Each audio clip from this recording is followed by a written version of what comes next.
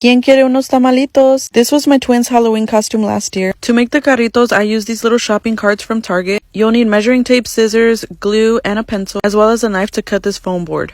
Take the measurements of the side of the carrito and then trace this on the foam board. And this will be the first side of your carrito. Make sure you don't cut the foam board all the way so you can have a little flap like this. That way when you set it down, this is what it should look like. Measure how long the carrito is at the top, and then that's how you'll determine where you make your second slit. You're basically creating a trifold. Next, I'm creating indents to cut out for the handlebars. This is going to help keep it secure so it won't move around. This is important to make it look seamless and it doesn't move around at all. For the front of the carrito, what you're going to do is actually cut those all the way through, and you're kind of creating like a folding box in the front. So as you see there, I just folded them together and then the back is open. Next, I use white tape to cover the edges, and this really seals everything together and it doesn't really move anymore. Now we're at the fun part. I got all these supplies, mostly at the dollar store, but we're going to start labeling first. I think this is what really makes the carrito go to the next level because it looks super professional. You can find these letter stickers at any craft store, but I did order mine off of Shein. I'm not gonna lie, I use these for scrapbooking, so I just use them for that. And this little tool that I'm using here is also from the dollar store. I forgot that one was gonna say Tamales Doña Ruby and the other one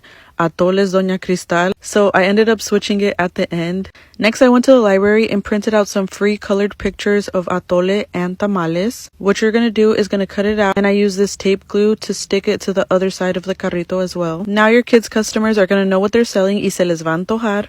I also got a water jug from Walmart, cut a hole on top of the Atole cart. This just makes it more realistic because, you know, in real life, this is what they be using. And it fit perfectly into that hole. And I also glued some little cups on the front. And this cart is pretty much set, so now let's finish the tamale cart.